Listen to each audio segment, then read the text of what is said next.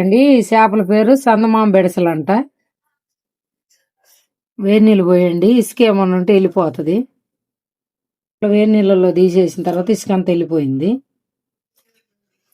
ఒక స్పూన్ కారం, ఒక స్పూన్ పసుపు, ఒక స్పూన్ అల్లం చిల్లిపాయ పేస్ట్, కొంచెం లైట్గా ఆయిల్, చిటికెడు ఉప్పు, ఒక 10 నిమిషాలు పక్కన పెడదాం. ఇట్లా కలపటం వల్ల మసాలా బాగా పెట్టింది చేపలకి. ఆయిల్,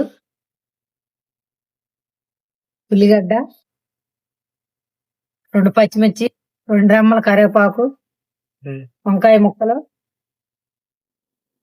2 టమాటాలు, తగినంత సాల్ట్, పసుపు.